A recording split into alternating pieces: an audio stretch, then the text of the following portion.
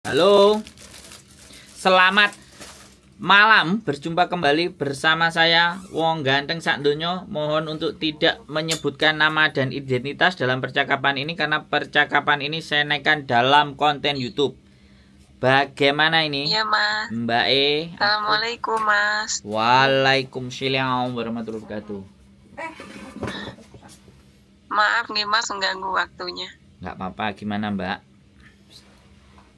Iya, Mas, gini loh, Mas. Aku kan, ini kan jobku kan jaga nenek. Siap. Terus satu rumah sama nenek itu ada anaknya nenek itu, yang ragil itu, orangnya itu idiot, campur setengah gila atau setengah apa itu, Mas, ya Allah. Terus? Dan nenek itu kan sudah jalannya kan sudah nggak sehat.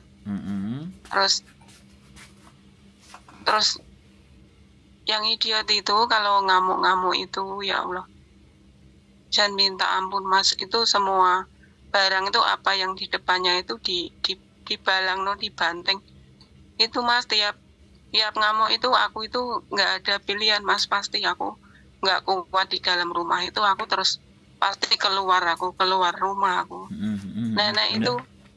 Nenek itu posisinya kan jalannya nggak sehat. Dia kalau nggak waktu kencing atau BAB itu dia itu nggak bergerak, nggak gerak dari kursi, ya. Terus? Jadi posisiku jaga nenek. Tapi kalau waktu yang idiot itu kumat itu ngamuk-ngamuk itu, aku di dalam rumah itu sangat bahaya loh, Mas. Aku pernah loh dipukul kepala aku, terus itu pel-pelan itu di sewamberne itu, botol Hoya itu sampai dibanting, pisau-pisau itu kalau aku lagi di dapur itu pokok apa yang di depannya itu dibalang, dibanting. Siap, gitu. Siap. Iya. Siap. Itu posisinya, Mas. Kalau aku jaga nenek terus di dalam rumah, kalau dia ngamuk bahaya itu, aku kalau keluar itu, sewaktu aku di luar rumah itu, kalau neneknya jatuh atau apa itu aku kena. Itu bisa terkena masalah atau enggak. Betul. Terus. Iya, terus tapi di sisi lain majikanku yang gaji itu kan nggak serumah. Dia itu aku kalau keluar itu pasti minta izin, itu diperbolehkan. Aku disuruh menenangkan hati di luar, suruh beli makanan atau apa, pokoknya sampai hatiku lilih tenang gitu baru boleh masuk rumah. Neneknya nggak apa-apa ditinggalin, tapi pikiranku itu kayak nggak tenang gitu loh, Mas, kalau di luar rumah itu. Makanya, Mas, posisiku itu kalau sebenarnya aku mulai dari habis potongan itu sudah nggak kuat. Katanya agent itu data kan masih dikunci, kalau baru dari Indo kan harus dapat setahun lebih. Ini tak tahan, ya Allah, sangat menderita aku menghadapi apa itu kerjaan yang kayak gini, Mas. Itu aku sekarang itu sudah setahun dapat 3 bulan, Mas, tapi bertahan sangat menyakitkan tiap hari kayak gitu, ya Allah. Hari ini tadi aku itu kabur lagi loh, Mas, keluar rumah jam 1 siang nungguin nenek makan itu, aku sampai jam 5 sore aku baru berani pulang. Iya, Mas, itu sedangkan aku mau cari majikan lagi, takut prosesnya susah. Sekarang tahun ini umurku kan 46. Tapi aku sudah ke Hongkong sini, tapi berapa tahun yang lalu itu, Mas, yang ini dari Indo, ini yang terakhir ini aku terbang dari Indo, bukan finisan gitu. Halo? Menurut Mas Andro gimana ya, Mas? Oke. Kayak gini posisiku kayak saya gini. Sudah siap menjawab, ganti sampean mendengarkan, ya. Jadi Iya, Mas. Saya punya plan banyak ini. Dari cerita sampean saya ngambil masih ada plan banyak. Jadi gini. Plan pertama, Mas, ya. Sekali lagi plan pertama. Iya. Karena gini, majikan cari sampean itu karena dia tidak bisa menghandle sendiri. Itu garis bawah. Itu tujuan ngejeng sampean, ya. Nah, dengan memberi kesempatan sampean untuk pergi ke bawah itu, sebenarnya majikan sudah sangat mengerti kondisi dan keadaan. Nah, Iya, memang betul, Mas. oke, Betul. salah satu caranya kan dia pasti pakai punya CCTV, ya kan? Iya, Nah, iya. untuk mengawasi jadi matanya itu kan pakai CCTV. Nah, sampean minta dibagi CCTV-nya. Jadi di saat dangerous dan bahaya, Iya. ya di Iya. saat sampean dangerous dan bahaya kan harus menyelamatkan diri itu, ya kan? Iya, Mas. Sampean harus Iya. keluar sambil sampean sudah nunggu di luar sambil buka CCTV, ngelihat posisi nenek, ya kan? Iya. Nah, Iya. satu hal ketika sampean meminta akses CCTV, ya, buka CCTV, Iya. sampean juga diberi nomornya, akses itu sebagai bentuk sampean ikut mengawasi nenek dari kejauhan, ya. Kan tidak mungkin Iya, itu iya. anaknya apa cucunya nyakitin nenek, kan tidak mungkin tuh kan. Iya, iya. Nah, pas sampean kondisi bahaya, ketika CCTV itu ada, sampean kan nggak bisa disalahkan. Karena sampean juga bisa ngerekam itu CCTV, dan sampean di bawah pun sambil belanja apa kan sambil ngelihat CCTV. Jadi sama-sama mantaunya. Cuman kalau majikan kan nggak bisa datang karena kerjaan. Tapi sampean kan bisa sewaktu-waktu naik. Kalau ngelihat nenek bergerak atau nenek yang nggak pas kan bisa dilihat tuh. Bisa dipahami nggak? Iya, iya, Mas. Oke, itu plan yang pertama. Dan Iya. ketika sampean bisa buka CCTV, itu senjata. Salah satu senjata di saat sampean mau dilukai oleh sang anak tadi, itu kan bisa dilihatkan. Kalau sampean sudah jengah dan nggak betah, nah CCTV itu ditunjukin ke labor. Tapi minta izin ke majikan, sampean bicara baik-baik dulu ke majikan. Ya, tapi kalau sampean ingin mempertahankan finish itu kan hanya digunakan ketika sangat darurat sekali. Ya kan? Iya, Mas. Iya. Karena majikan ini baik gitu loh. Ini persoalannya kan majikan baik nih. Jadi kan sampean kayak mati kutu kan, kiri kanan atas bawah, tapi nyawaku terancam begini dan begitu. Betul, Mas. Betul, Nah, itu banget. danger. Makanya saya bilang, boleh gak saya juga dikasih akses CCTV? Karena saya juga takut kalau seandainya nenek itu jatuh dan aku nggak bisa ngelihat, kamu pasti nyalain saya. Sedangkan posisi itu. Ya dengerin saya ngomong dulu. Kan posisi saya kan posisi terdesak. Kiri kanan atas bawah saya bakalan kena. Sampean tinggal minta akses itu. Ya kan? Nah, kalau suatu ketika sampean sudah sangat-sangat budak ya, isi kepala itu sudah tidak terkendali, ya sampean ngomong ke majikan. Kelihatannya mental saya sudah nggak kuat, singsang dadai. Karena ini mengancam dan ini sangat berbahaya. Saya tidak akan membawa ini ke ranah polisi, tapi tolong berikan saya surat finish. Berikan saya catatan baik walaupun saya tidak selesai finish. Kalau dia menolak, ya sekali lagi kan kita harus ngatur strategi nih, Mbak. CCTV itu kalau ada yang berbahaya dan danger kan sampean rekam, sampean bisa ngelihat, sampean bisa rekam, sampean bisa ambil, ya kan? Adegan yang melempar dan semuanya kan bahaya tuh. CCTV kan oke, sampean begitu turun langsung buka itu kan, ya. Tapi kan kita nggak bisa, entah apapun caranya, sampean bisa buka putar dari awal sampai belakang itu direkam. Jadi itu kalau sampean tidak bisa negosiasi dengan majikan untuk memberikan catatan baik, itu yang kita serahkan ke labor. Atau itu juga bisa ditunjukin ke KJRI. Jadi jangan diberikan kepada siapapun. Ya kan? Jadi disimpan sampean sendiri untuk apabila sampean sudah mentok. Itu solusi yang pertama. Solusi yang kedua, sampean sudah lewat dari 1 tahun. Ya sudah, kunci mengunci itu sudah selesai. Sudah nggak ada. Sudah bisa kalau mau proses lagi. Cuman break pulang Indonesia dulu. Karena ini yang diserang adalah mental dan ini membahayakan. Ini kalau sampean lapor ke polisi, sampean langsung diamankan. Dalam artian sampean sudah tidak boleh tinggal di situ lagi, pastinya. Dan itu langkah yang bagus. itu langkah yang benar, bahwa ketika sampean akan kerja di situ itu udah mengancam keselamatan, itu sampean sudah dibebas tugaskan. Bisa banget, Mas. Cuman sampean ya, Mas, aku sebentar ngomong sedikit lagi ya. Sebentar, aku ngomong belum selesai. Kan kita ngomongnya gantian. Nah, ya kan, aku ngerti. Makanya kan saya bilang muntahin semuanya baru saya, karena saya dari cerita sampean saya bisa melihat celah, cuman ini tinggal hati ini sampean ini tatak apa enggak gitu loh. Weh, silakan sampean selanjutnya. Aku belum selesai padahal. Silakan. Iya, Mas, bentar ya, tak potong bentar. Gini, Mas. Dari kejadian demi kejadian dari awal itu, tetangga depan rumah samping itu kan kebetulan kan ada singsang nggak kerja. Dia tiap hari di rumah. Terus ada depan rumahku itu nenek masih sehat, umur 78, dia sendiri di rumah depanku pas itu.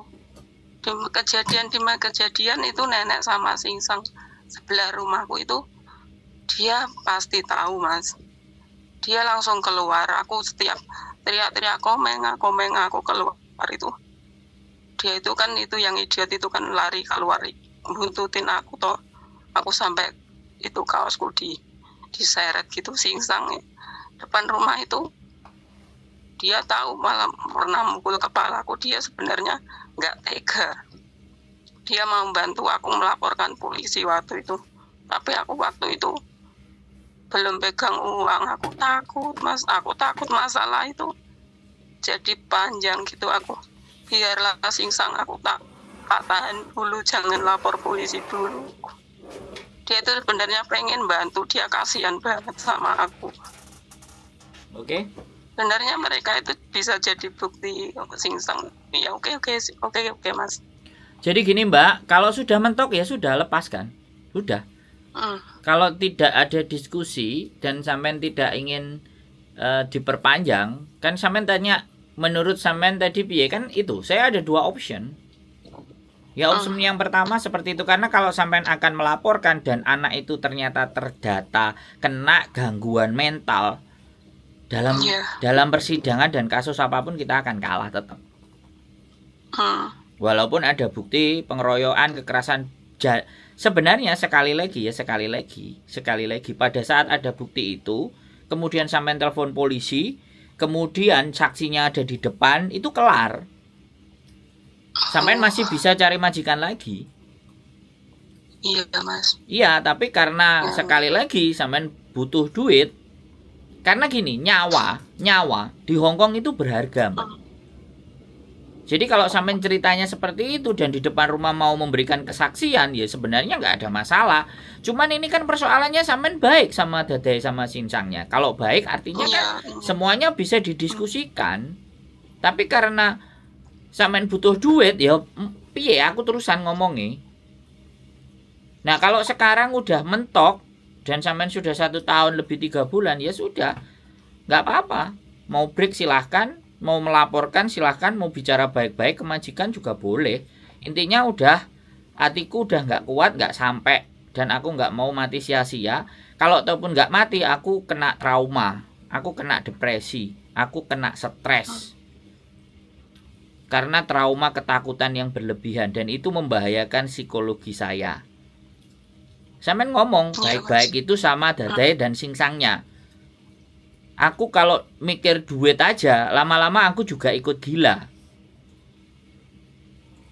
Dan setelah nanti sampean keluar, sampean ingat-ingat majikan itu. Nama, alamat, semuanya. Tujuannya apa? Sampean laporkan ke KJRI, jangan sampai ada atas nama majikan itu untuk jaga, karena akan mengalami hal yang sama seperti sampean.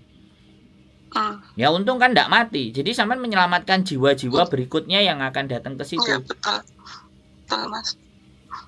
Ya, jangan bersedih ya, Mbak. Iya, Mbak. Iya, Mas. Ini tantangan hidup ya. Sekali lagi aku berbicara itu bagaimana kita kuat menghadapi segala bentuk persoalan. Iya kan? Bukan aku tidak berempati. Aku ngerti sampean setiap hari dihantui ketakutan yang besar, setiap hari kekhawatiran. Tapi ketika sampean tidak melakukan itu, sing nang omah gak oleh duit, ini memang keputusan yang berat.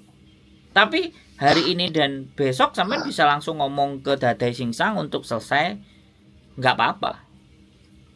Aku minta tolong kasih rekod. Kalau nggak bisa dikasih rekod ya sudah, sampean datang ke Lebor menceritakan ke apa yang ada di dalam diri sampean. Tapi menurutku bicara baik-baik sama majikan ya ada masalah.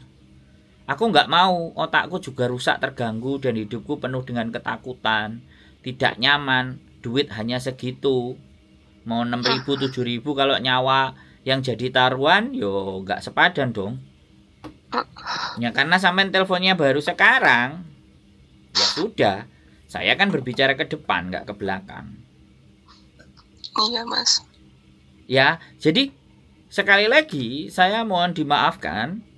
Dan siapapun yang nonton, menangis itu boleh sebentar. Tapi apakah dengan menangis itu bisa menjadikan solusi? Kan tidak. Makanya sampean mencoba untuk kuat, dan ini adalah ujian bagi sampean. Tinggal kalau sampean mau selesaikan, ya sudah, selesaikan. Tapi kalau sampean masih mau punya nyali, masih ada keberanian, masih ingin mencoba untuk menyelesaikan itu, ya seperti yang saya sampaikan tadi. Itu depend on sampean. Sekali lagi bukan saya memutuskan. Bisa dipahami nggak, Mbak? Bisa Mas. Soalnya bisa. kalau sampean nangis, sekali lagi kalau sampean nangis, logika sampean itu nggak jalan. Kalau logikanya nggak jalan, yang saya sampaikan sebagus apapun sampean akan menolak karena logikanya nggak jalan. Jadi sebaiknya kalau misalnya telepon sama saya, siapin hati dan mentalnya semuanya. It's okay. Saya tidak akan menyalahkan sampean karena saya mengerti kondisi keadaan sampean sangat-sangat tertekan. Tapi persoalannya yang bisa saya lakukan itu apa, kan gitu. Kecuali memberikan semangat buat sampean. Kan tidak mungkin saya ngomong sama majikan.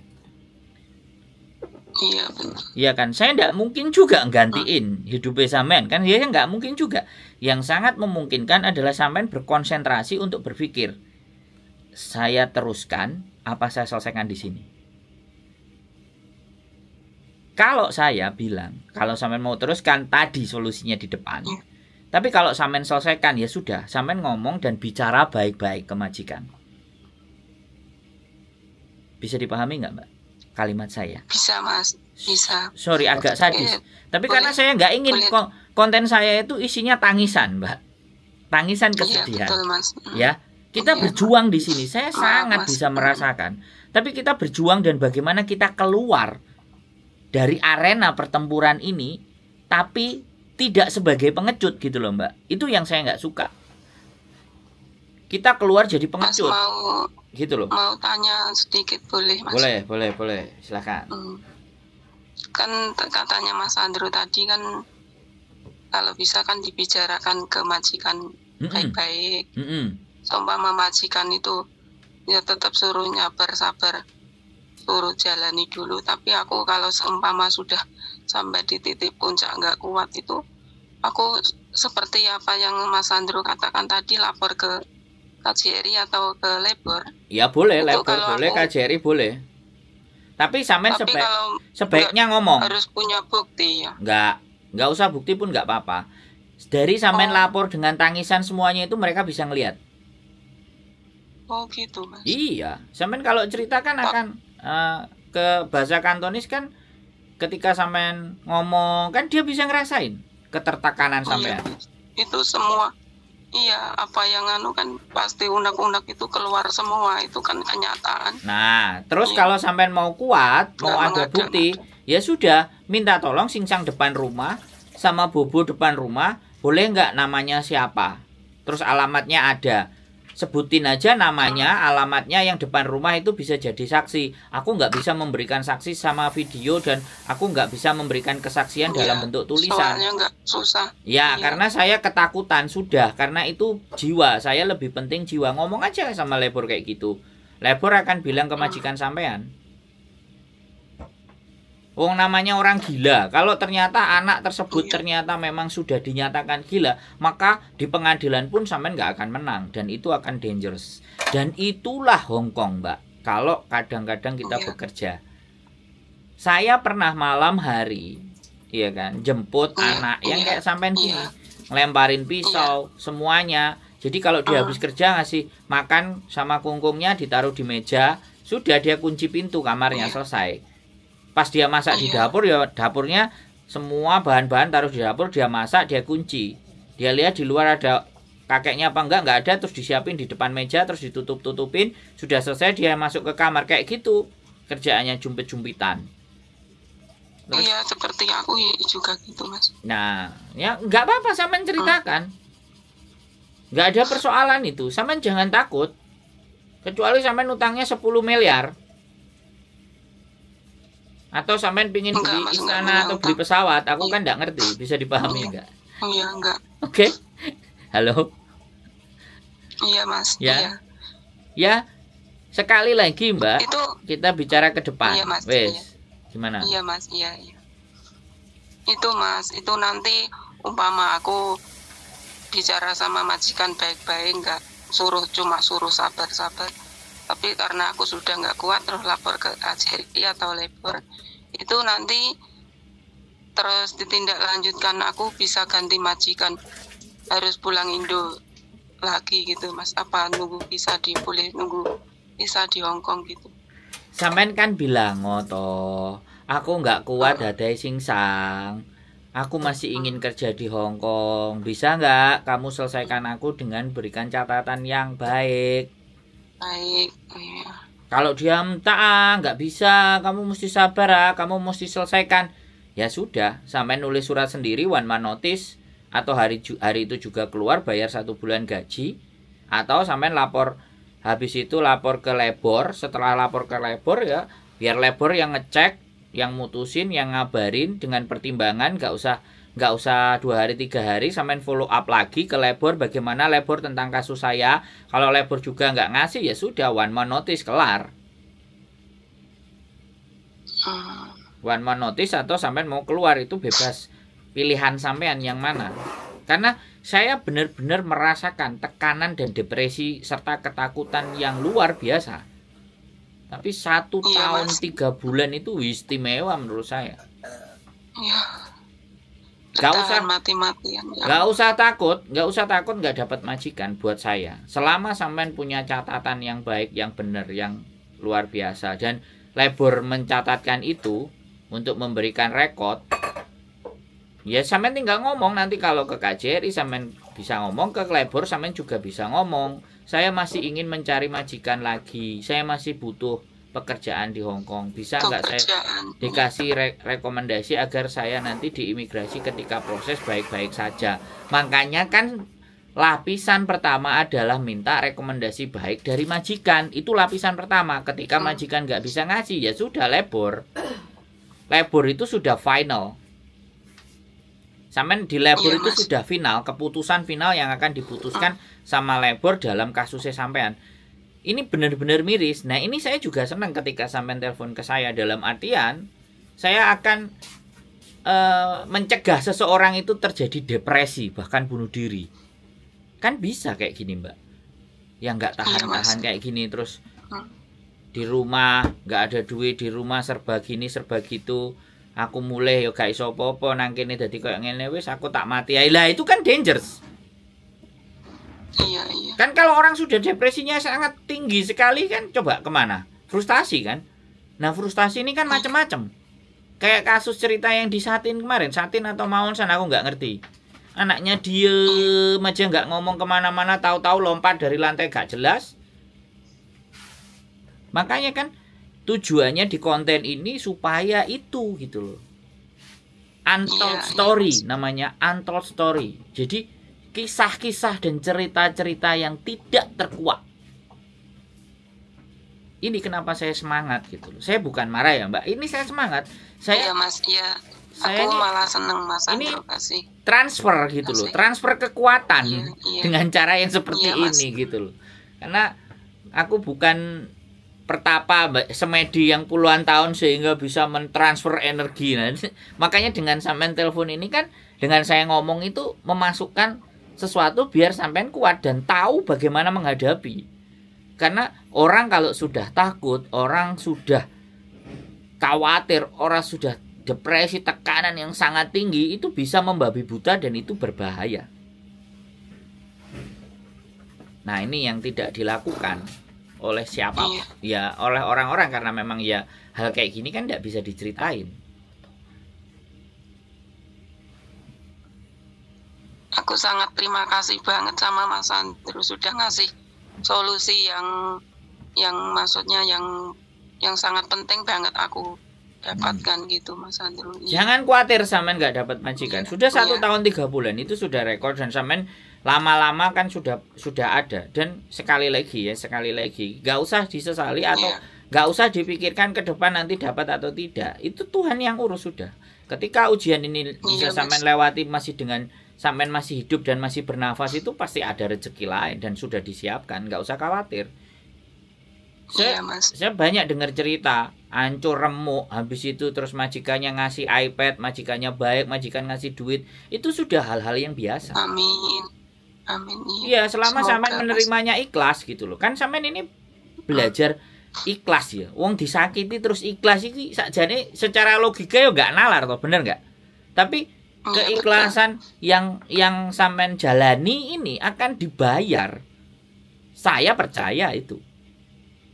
Iya. Kalau sampean nanti sudah bahagia di 5 bulan, 6 bulan, 7 bulan ke depan, ya aku nggak ngerti nek sampean jek ingat saya ya paling sampean telepon.